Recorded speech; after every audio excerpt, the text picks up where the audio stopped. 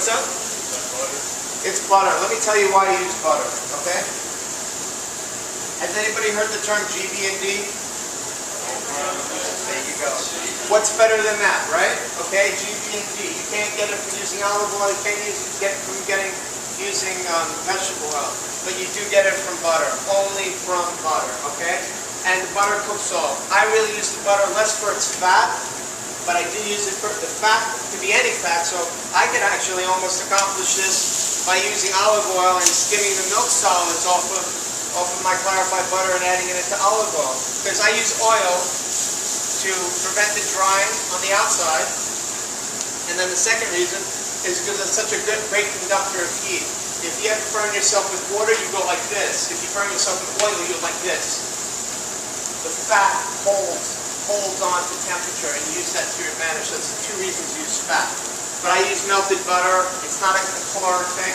I definitely don't pour butter on the steak. I'm not into compound butters on things, on finishing things. I'm going to tell you why.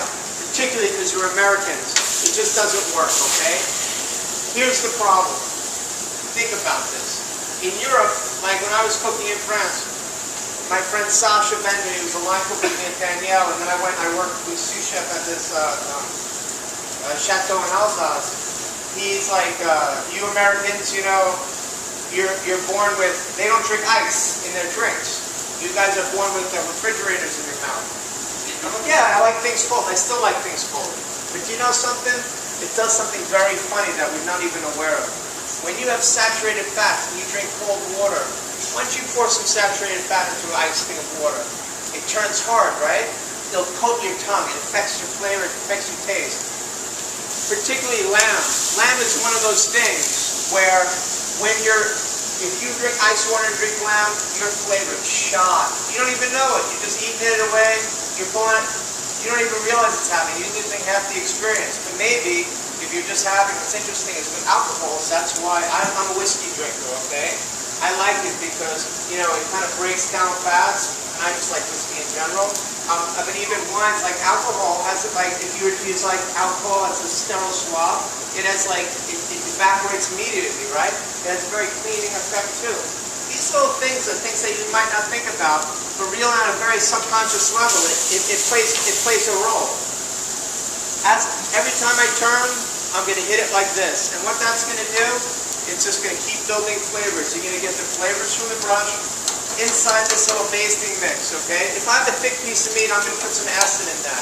If it's a very thin piece of meat, I'll only put the acid in towards the end. What's acid? It could come in the form of balsamic vinegar, white balsamic vinegar, dark balsamic vinegar. It could be lemon juice, any type of citrus juice, any types of vinegars.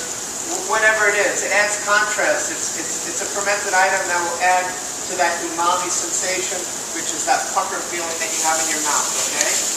Then remember I was saying how I look at a grill? Like I look at for all these little areas, you know? Like how I'm gonna lean it up against that. I don't just think about the grill. I'll just kind of have it sitting there. I'll use a brick if this grill, so it's talking to me, so like I know I'm gonna use this section here. I'll take a look at this grill, and in my book I talk about this concept of being an active griller, okay? I'm moving stuff around. I'm already getting to know this grill a bit, you know? I'm starting to understand what it's about, where its hotspots are, whereas most people in the grilling world, a lot of people that are writing recipes nowadays, not everybody, there's some fantastic cookbooks. I have over 1,000, I'm going to keep buying them. I always travel with half a filled suitcase because I always leave with the other half being extra cookbooks, okay? But a lot of recipes, a good majority of the recipes are edited in such a way that they're thinking for you too much, okay? They're trying to say, I go through it all the time, I have 3 cookbooks, and the editors do this whole dance with me. They're like, yeah, but where are they going to find duck fat, you know?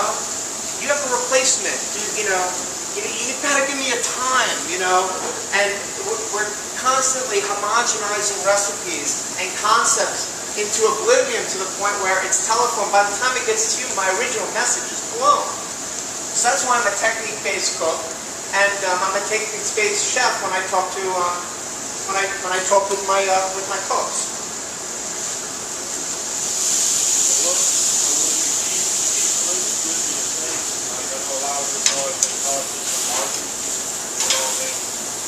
What's that? I know a lot of us in here have been taught when food stays. Not to move it. Yeah, not to move it. Right. It's a great point I'm glad you. So the question is like, hey, a lot of us are taught not to move the steak. It has its place, okay? I'm not here to debunk things, you know? But on a grill that has no recovery, don't move it. I mean, it's like in a pan. You're going to put it in a pan. It's not copper. It doesn't have good, you know, conducting. You put it in the pan. It can't communicate the heat very well. You can't move it because you need that pan to recover. But if you got something that's kicking and you leave it, it's going to burn. Or you're just going to get pretty grill marks. You're going to miss out on the opportunity to build flavor. Okay? So there's a time and a place for everything. Okay?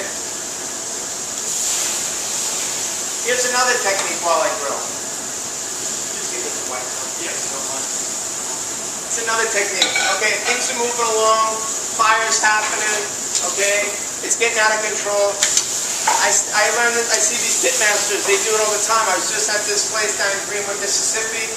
This guy had some of the best ribs I had in my life, okay? He's been cooking for 50 years probably.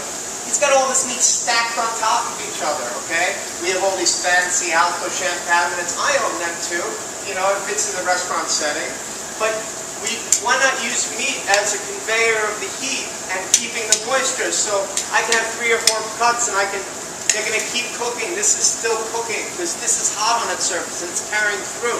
So I do this thing where I'm flipping it and I'm using it like that.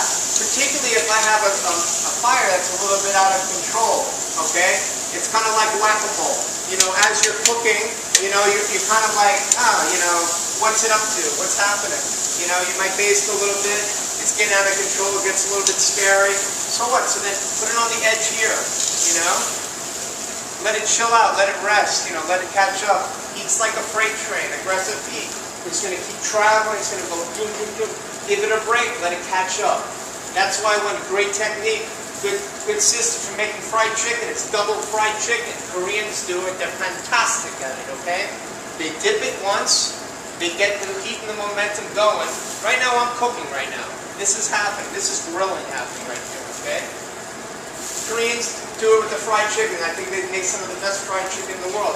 They do the dip, and they go ahead and they cook it, and then they take it out and they let it rest. That heat is going towards the center of the bone, and then they dip it again. It makes perfect sense. Now, if you go straight through with a chicken thigh, and you go straight through, you'll over-crust on the outside, and you still have the risk of thickness on the bone. You're allowing that to sink through.